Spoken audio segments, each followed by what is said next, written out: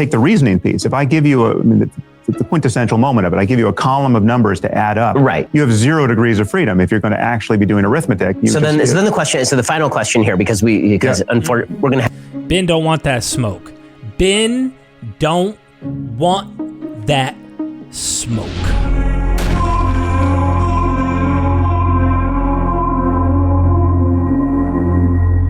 Ben Shapiro has been debating Sam Harris on morality and God and where it comes from. Well, ladies and gentlemen, we're going to continue to dig into this debate discussion between Sam Harris and Ben Shapiro. Let's see where it takes us. And so it's people like ourselves that have always done this work. And so the basic framework here is that all we have is human conversation, and all we can appeal to are honest efforts to get at the truth here. And the choice for me is between a 21st century conversation where we avail ourselves of all of the intellectual tools we can get in hand, and that includes whatever is good in religion, right? So if there's something that is in Ecclesiastes that is better put there than any place else in the canon of all of human knowledge, well, then of course we want to keep that, right? Yep. So how do you decide what is the good? Because right now this leads down a path, though. You can see, how do you decide? And they don't like when it's like you're the one choosing. You would think collectively humans would pick and choose, but we have so many bias, so many things that probably keep us from doing that. Someone might have a chip on their shoulder against the Bible. And one book or one quote in the Bible is something that absolutely should be kept and is like golden, right? But they hate the Bible. Well, they may not want to follow that, or they might just have a different approach to the world and disagree for whatever reason, and that could be discussed. But Ben likes our ancestors made those decisions, we're going to stick to these things, it seems. But I could be wrong. You're essentially playing Cotty under the tree, right? You get to sit there and say, here's a good moral standard, here's a bad moral standard, and you and I will sit here and our conversation will be better than a conversation 1,000 years ago. Mm-hmm. There's a question that I asked you actually last time we spoke publicly, and the question is, okay, so if that's the case, you and I tend to agree, I would think, on probably 95% of our central values about what it is that makes for a good life. Right. I think that we both believe in individual freedoms. I think we both believe in the ability to live as you choose, so long as you're not hitting anybody else in the face, as a general rule. I think that we both agree on all of these things. And so what I asked you last time is, why do we agree on these things? Is it because we just both happen to be super reasonable? Like we are just the most reasonable people who ever lived, and we just happen to be here at this time? And why didn't people 1,000 years ago know this? Or is it, back to my original argument, the fact that we grew up probably 10 miles from each other in a city that was built in a country that was built by people who believed all of these things that came from a book, half of which you think is crap from. Why would you need it from one book? Why wouldn't they have picked up stuff from other societies and civilizations and influence? Meaning, if we went somewhere, let's say we went back to the origins of Christianity 200-300 years later, we're closer toward, let's say, India, East Asia, and we find someone has a philosophy that sounds very Eastern, but they're Christian. And we find out, hey man, what are you? And they go, we're Manichaeans. We follow Manichaeanism. And you're like, wow, you have some really deep, amazing teachings. You would say, yeah, they were influenced by more than one worldview, yet they claim Christianity as theirs. Okay, why is it that modern Christianity or modern Jews, especially in America, don't see the other influences and they constantly go back to a book? As if we're following a book. That's the problem. We're not following a book. We're not even following the principles in the book. There might be some things in the book that we have adapted and use that we say are models for our morality. But truth be told, how many of you are truly turning the other cheek? How many of you are actually doing Sermon on the Mount type stuff? Which, by the way, hopefully that gets brought up because, goodness gracious, that's most of the Sermon on the Mount people think is just beautiful teaching, is so filled with apocalyptic end of the world is going to happen soon doctrine that you don't actually use it. You're not actually following this is hard teaching.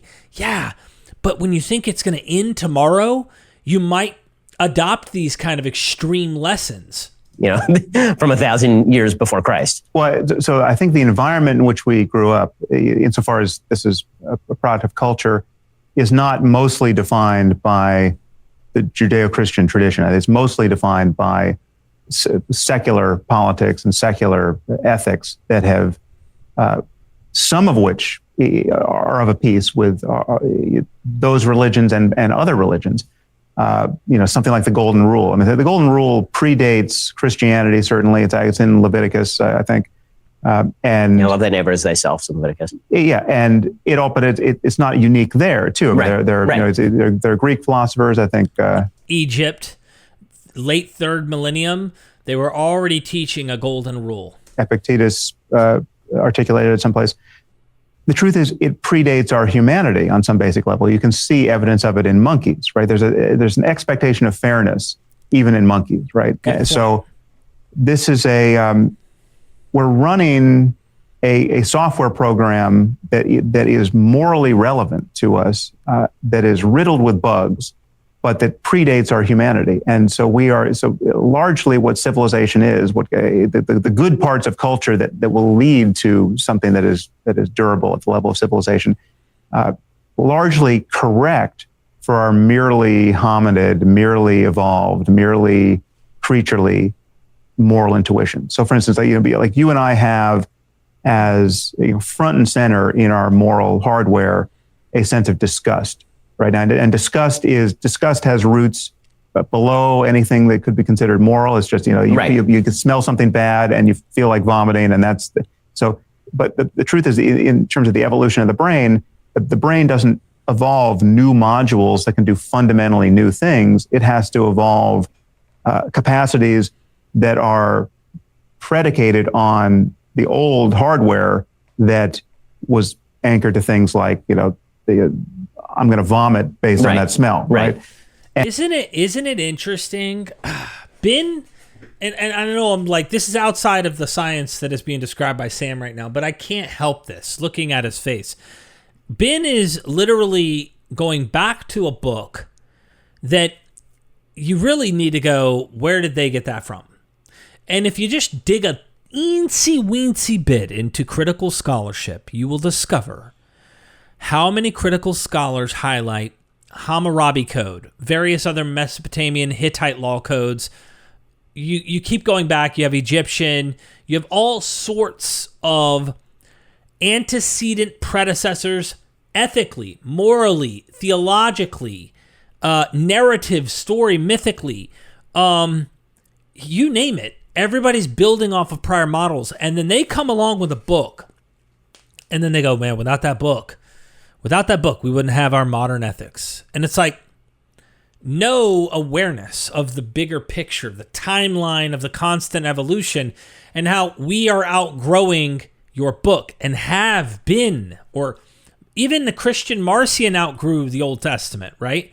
So thinking about that, I would say most rabbis have outgrown the Old Testament. This is why they're wrestling with God. Israel, wrestling with God, right? They're literally not able to conform to some of the old, ugly stuff in their own text. And I say, why hold on to the damn text? Anyway, let's hear what Sam continues to say. And much of our moral thinking about the world is disgust-based or fear-based, and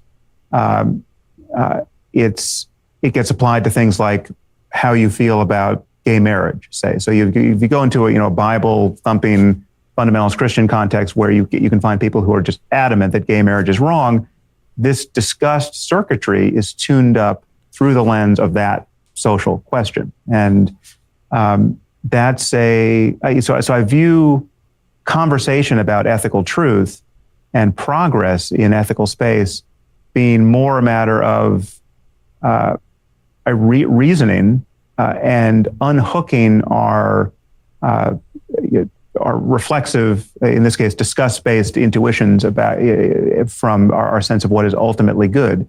I mean, there are things that you and I might not be comfortable with the first time we consider them, that we can get comfortable with by thinking it through or imagining things from other people's Or at the very least. Okay, good point. Before Ben gets in, I want to hear his thoughts. My understanding, correct me if I'm wrong in the audience, I'm curious if I might be missing something here. But it sounds to me, Sam saying through evolution, through disgust, through reasoning, through different things, we've adjusted and tweaked our morality to suit those kind of allergic reactions to some things, and of course, complementary things that seem to be a betterment for the society and for the people within the group. But take, for example, same-sex marriage, as he was just describing, and the allergic reaction, I was told, it never came down to just two men are in love and they want to be married. That, when I was a Christian, I was against this because I was taught a doctrine that this is going to send you to hell, all of these things, and they would make it much more than it seems to actually be in the real world. And once you reason through it and you go, hold on, why am I so, I started to deconvert and realize, why did I feel that way? It doesn't seem that way. It didn't feel that way to me now. That's kind of what happened for me, is I was able to realize that was a phobia or a problem in my head, not based off any reality in my personal experience. But let's see what Ben has to say in response. That we think are immoral but still think that we have no business in doing anything about. Right? Yeah, and ultimately, there are cases of kind of moral dumbfounding where you would have to admit that it's moral in the sense that you can't point to a victim, right? And right, yet, Jonathan Haidt talks about experiments like this, somebody who's having sex with a dead chicken. But it still disgusts you. To take it out of the moral sphere for a second, if I told you, well, I have Jeffrey Dahmer's sweater. It's been dry cleaned. Would you like to? Would you try it on? Right now, everyone recoils from that. Right. But it's not. Damn right we do. If you actually think about it, it's not something that there's kind of a magical superstition intruding there, where you think that it's something that's been deposited in the sweater, even though we dry cleaned it 450 times, right? So it's and if maybe a sweater is too charged, but to take something where there would be absolutely no question that Hitler's his DNA, it's not covered with this creepy guy's DNA.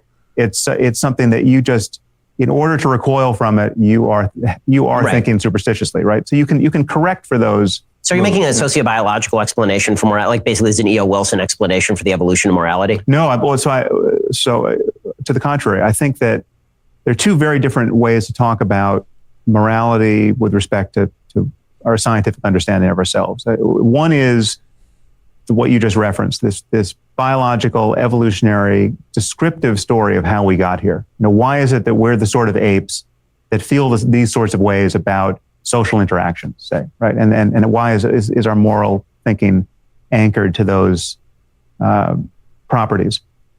Then there's a completely separate question, which is the question that interests me morally, which is, given what we are, and given where we are right now, what is possible for us? How good could human life be? And what are the principles of neurobiology and everything else, economics and sociology and genetics, anything that can be brought to bear to change human experience? What are the principles whereby we can navigate in the space of all possible experience and experience better and better lives and a better and better world? And so that is a very different question, because it presupposes, just on its face, that we have to, most of our job is to fly the perch that has been prepared to it. Right, and I think you and I agree on this, but I'm not sure why. Okay, so here are the two big questions that I have. One is, where does your concept of the good come from, and why is it universal? And two, you just spelled out sort of your differentiation from the sociobiological explanation for morality, that we evolved over time and that our brains are evolved to perform certain tasks, and we sort of naturally came to a level of morality. But you're not a believer in free will. So when you talk about reason and you talk about the importance of reason, you and I fully agree on this. But my question is that, as a neuroscientist, if we are just pure material and we're just a bunch of neurons firing outside of our own control, obviously, because every effect has a cause. If it's just things happening, then why should we value reason? Does it matter that we value reason? Because we can't control whether we value reason anyway. Are these conversations kind of pointless? Because God, this is such a. I get it. This is important, but it feels like a theological point Ben's making. And I remember as a Calvinist dealing with predestination. What's the point? If it's already happened, why doesn't God just do it? And then there's some go, no, you have to do it. But that's still God who's going to do it. So no matter, it's like fatalism becomes kind of a thing. But Ben is like throwing out a ton of things on Sam. I'm hoping Sam can answer all of them. And then back to the first question. how exactly does reason play into the good? Is that just a vague term for a particular system of neurons that convinces another particular set of neurons? Right.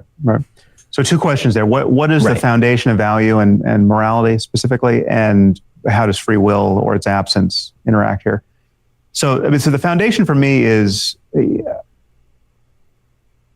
and this connects to other questions where our intuitions probably divide. I mean, the questions about, what is the meaning of life? What is the purpose of life? Those are questions that people ask, where religious people, by and large, feel like you need an answer. Like there's a meaning-shaped hole in the world, and we should fill it. And I, given how I view things, think it's the wrong question. I mean, what I see us as having is an opportunity. We are in a circumstance where, based on the minds we have, there's a range of possible experience. And and the horizon goes in both directions, to the very, very bad and the very, very good. And we don't quite know how bad things can get, but based on what we know, close, we know they can get far worse than we ever want to touch. And so it is with the good. We don't know how good things can get. And yet we know the general direction where we want to head. So we know that if the world becomes more and more characterized by love and joy and creativity and compassion and insight and fun, and we know that's all, that whole suite of and you could list those characteristics as long as you want, but there's a kind of jewel with 1,000 facets that we want more of, right, as conscious entities. And there's a far darker jewel with as many facets that we want far less of. And this spectrum admits of seeming paradoxes, which we could both point to occasions where suffering has led to something good, right? There's a silver lining to certain kinds of pain, right? Or if you want to become a Navy SEAL and experience all the empowerment that comes with that, you have to go through the hell of becoming a Navy SEAL. And that's a test and a trial. And yet there's a massive silver lining for people who come out the other side of that. So, and yet if you could sample a person's experience in each moment through that ordeal, it might be indistinguishable from torture, right? So that's just to say that the frame around which we put certain sensory experiences matters, right? If I tell you that, the pain in your bicep is because you've been lifting weights so much and you're making so much progress, you'll feel one way about it. If I said to an identical pain, well, you actually unfortunately have arm cancer. It's a very rare cancer, but you've got it, right? You would feel the suffering attendant to that. So, but all of these are all statements about what it's like to have a human mind. And again, I view us as having a navigation problem.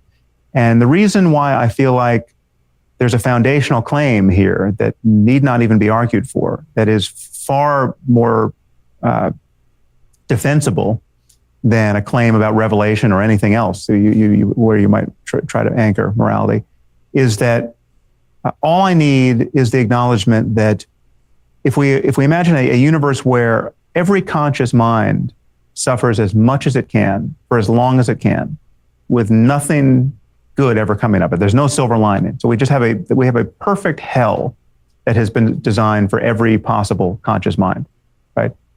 I call that the worst possible misery for everyone, right? That's bad. If the word bad is going to mean anything, it applies there, right? Now, if you're going to say it doesn't apply there, if you're going to say, well, yeah, that's kind of bad, but there are things that are worse, I don't know what you're talking about, because by definition, this is the worst possible misery for everyone, right? So as long as you are going to acknowledge that other states of the universe are better than that, right? Then you've given me my continuum of better and worse. So based on this suffering, this absolute pain, not silver lining explanation, but suppose there is nothing there, that's a foundation of this is bad. We can almost make this, in his view, an absolute that we should all fundamentally agree on. Everyone, no matter what spectrum of philosophy, religion in the world, should hold to as a foundation. And if we could say that's an absolute, then you have something to catapult off of and to measure and test and to be able to try and work with as morality. What Ben wants to do is say we have revelation. And guess what's easier to commit to right now in the world we live in? Revelation. Because it's a mythos. And so many people can tackle or grab a hold of a mythos. You told me the rules. You told me the story. You know, they've done a great job of crafting a mythology that has the ethics, that has the values, and a lot of values they don't actually practice and don't believe that these texts do teach. But because it's traditional and it has anchored weight to it from the past, it has a pedigree through history from our ancestors, it makes it even easier to just swallow. My parents taught me, their parents taught them, their parents' parents taught them, et cetera, versus trying to build the framework based off of a scientific, ethical stance, and of course, looking to ancient voices who were trying to teach us. But it's a lot harder to teach the world that, which is why I would love to see a mythology based on science and modern ethics and such that helps us ground these things, making it easier to latch a hold of so we aren't just subjectively making up as we go everything that we do. And you kind of wonder, these experiments we're doing with our ethics today, the new stuff, the progressive ones, you wonder if we go too far. Will we go too far? Can we go too far? And if we do go too far, you know, what if we go too far and can't go back? Something happens. Just saying. I'm not trying to be a pessimist. Anyway, there's my little rant, but let's see what else Sam says. A very St. Anselm ontological argument here about the nature of bad, and I'm not sure that. No. You can imagine the worst island that you could possibly imagine. Then no, it's very different from that, because it's not to say that because that's clearly specious. If I said to you, well, there's a perfect turtle. Right. I mean, I agree with you. I'm not defending the ontological argument. I'm making the argument that you're sort of making an ontological argument. It's not. It may sound that way, but it's not. It's like it's so rudimentary. Because I think that you're failing to define a couple of terms, meaning that. So when you say the worst possible suffering, do you mean physical suffering? Do you mean mental suffering? And the truth is any combination that's the worst combined suffering. But people willingly choose suffering. It's all mental. It's all mental in the end. But it's all a matter of consciousness and its content. Right. And I think I feel like you're playing a little bit of a trick when you sort of presuppose that we share a common definition of suffering. I think there's certain things where we share a definition. Let's say we don't, but so let's say we have a helmet we can put on and dial in every possible conscious state for a human brain. Right. Okay. So you can wear the helmet and I can wear the helmet, and we each tune it to state X551, right? Right. And I say, well, how do you like that? So one thing that is implicit here, although it's not a defeater if it's not so, but I have an expectation that you and I will converge, perhaps not on every specific state as our favorite or our least favorite, but there'll be whole families of states there that you and I will acknowledge. Well, these are all fantastic. Maybe I'm not sure which I like better than the other, but this is really good. I'd like to feel more of this. And we'll converge. And this is just based on the similarity. I mean, so how do you not end up, if you're pursuing the ultimate, if there is such a thing as the ultimate possible good, and this good is what you are, how do you not end up, number one, in sort of the brave new world? You're drugging yourself the whole time for pleasure. That's an interesting question. And number two, this does bring to mind an essay by George Orwell that he wrote in 1940 about the rise of Nazism. And what he basically suggested was, why is it that everything is so good in the West? Like everything is much better in Britain than it is in Germany. And yet people are willingly joining up with this monster to go and fight. And he said, because it turns out that a lot of people don't want freedom. A lot of people don't want pleasure. A lot of people are willing to forego those things in favor of a higher pursuit. And you see that now with literally billions of people who, I think that the Bush line that every human soul yearns for freedom, I don't think that's true. I think there are a lot of people who misdefine freedom or think that freedom is something that freedom is not. Otherwise, they wouldn't willingly convert into these systems. So I think that it is a little simple. No, but none of this contradicts the picture I'm painting. It's just that all of these things, all of these differences among people will have explanations, and we don't yet have those explanations. Humans are complicated, and you don't have to go through every nut and bolt in order to kind of hear out what Sam's trying to say here. I get that he has to have critique, has to have pushback, but again, let's hear what Sam is saying, but it's difficult. Sam, this is a long, drawn-out explanation. It's difficult to wrap your head around all of it. Nations in hand. But so take the simplest case. You and I each put our hand on a hot stove. Right now, given our similarity neurologically, I would expect if the stove is hot enough, you and I will have indistinguishable responses. Right. And if you don't, if one of us doesn't have that response, there's something wrong with our nervous system. So, but let's just say we met somebody who had a different enough response that we even couldn't converge on the question of, hot stoves are, not worth touching, right? You have a masochist who likes a certain kind of pain that you and I find intolerable. Now, there's an explanation for that difference between us. Now, it might be an explanation that we would have some insight into. Maybe this person has trained himself to feel this, and he just gets this massive, opiate rush for, it's like, in Lawrence of Arabia, Right. Apparently that's a true story about him. But that's, you can train yourself to feel a different way about certain kinds of classically unpleasant stimuli. But again, all of this fits in a complete picture that we don't yet have about just why it is certain minds are the way they are. So the macro question for me is, given all the minds as they are, where should we want to go, both individually and collectively?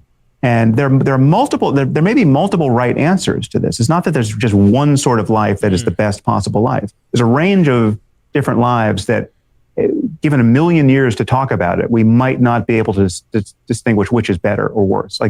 There's so much here that Sam is saying that just makes it difficult to say my book, my revelation, or our revelation, etc. That doesn't give that freedom and that liberty to allow the different people to have an experience. And that's the other difficult problem. Is Chinese food better than Thai food, right? Like there's a range of differences there, which don't matter for better or worse. It's just different, right? And yet, at the end of the day, if you really preferred one and I really preferred the other, we could find some reason why that's the case. You might be a super taster of certain tastes. This gets down into the atoms of differences, but scientifically, you should be able to get down into why the tastes better in your case, in my case, if we were able to actually scrutinize and able to discover those things. This is really, really in the weeds. On your, genetically.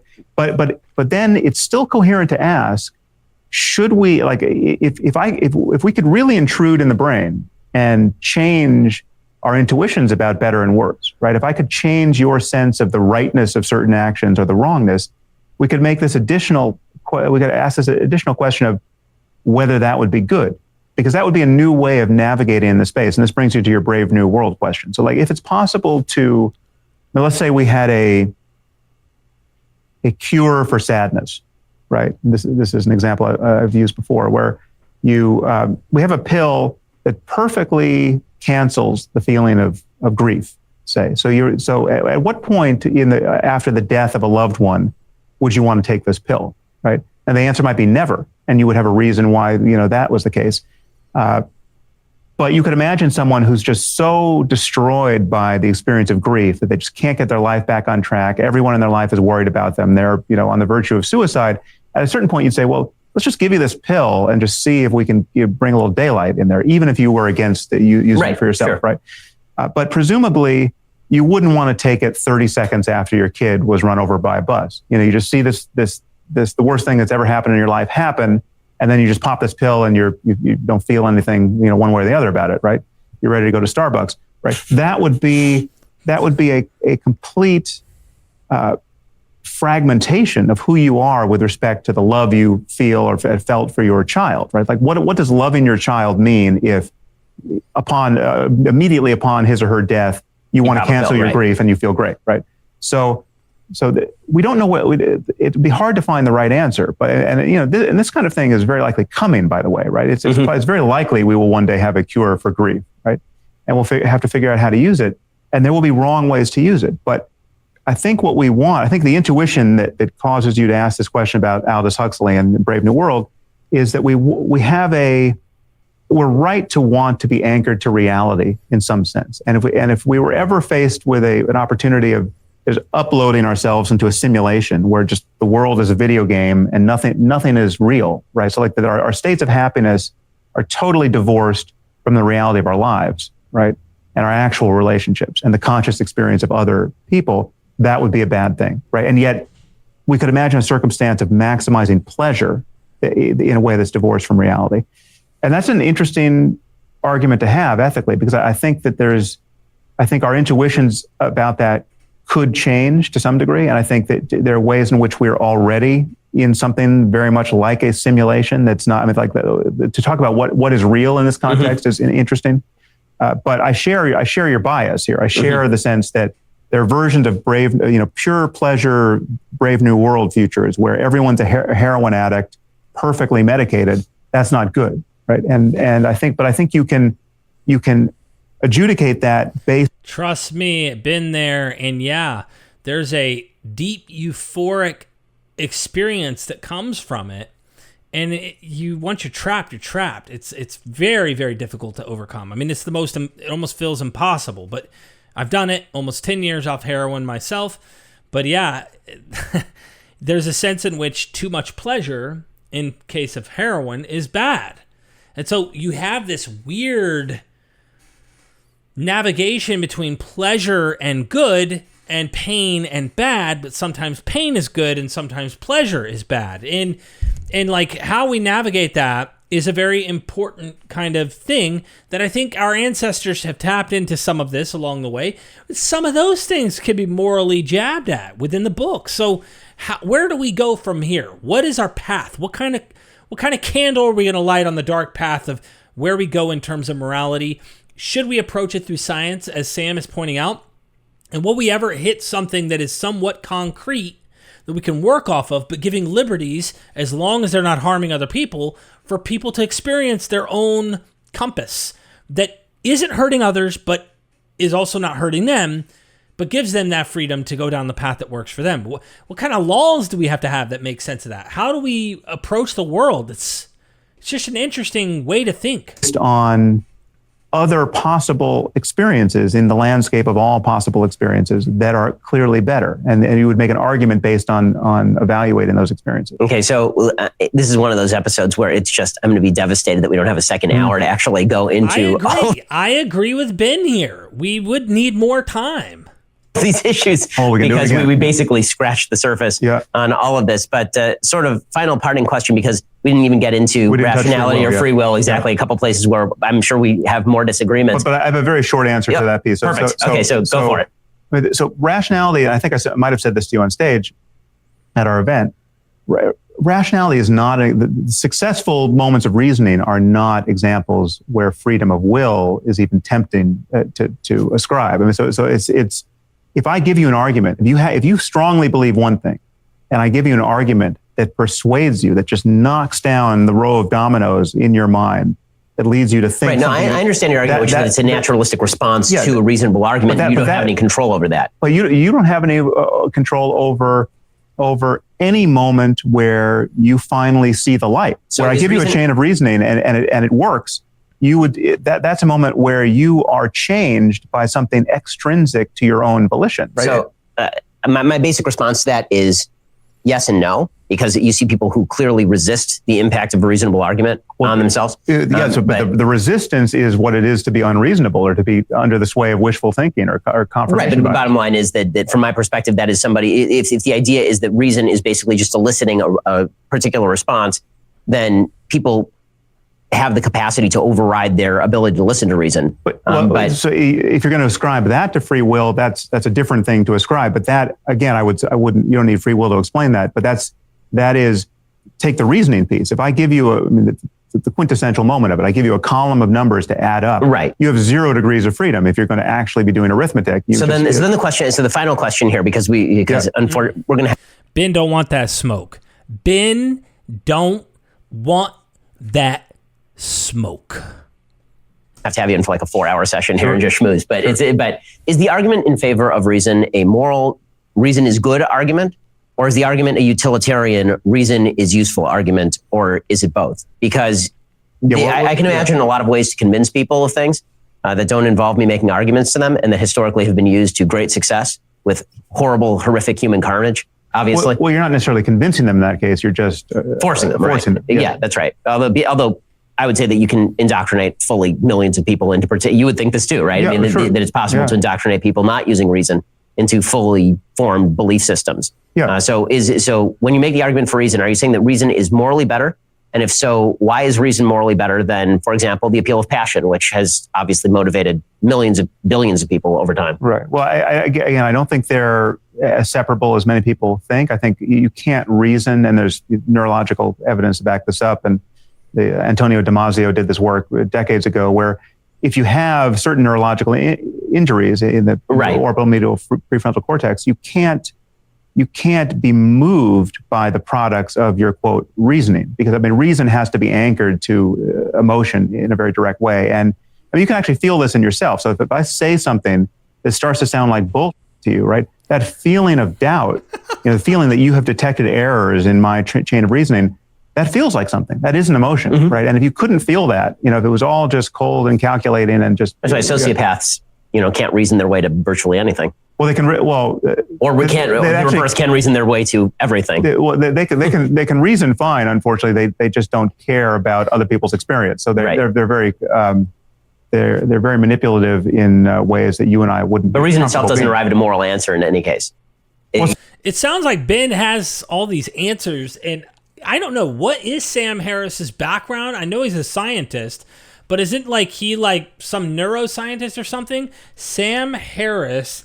Background. Let's see what his background is. Let's see. Sam Harris is an American philosopher, neuroscientist, and author and prominent figure in the New Atheism movement. His work covers a wide range of topics, including religion, ethics, free will, and meditation.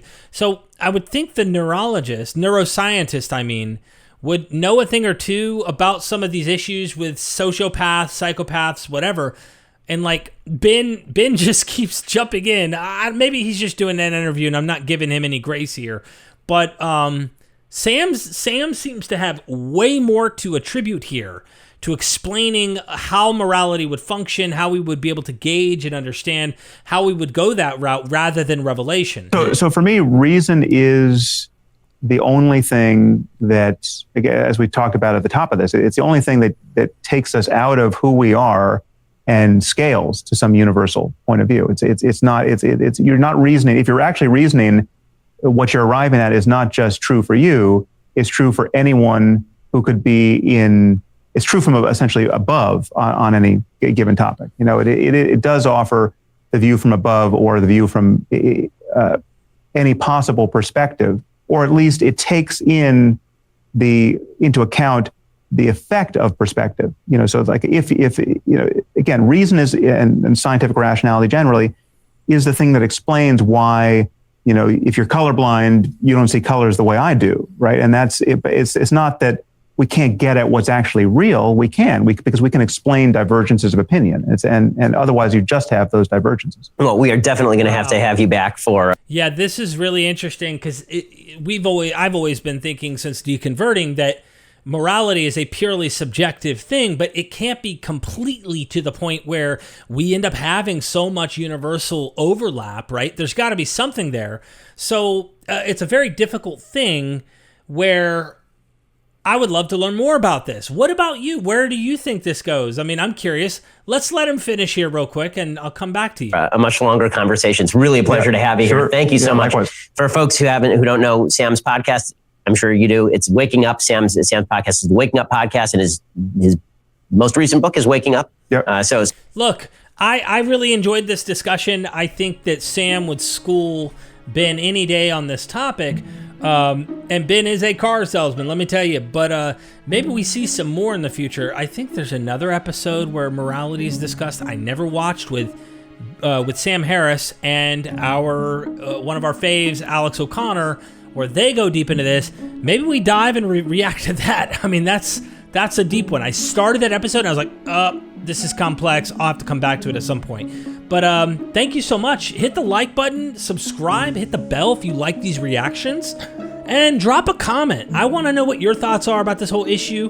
Thank you so much, and until you see you next time, peace.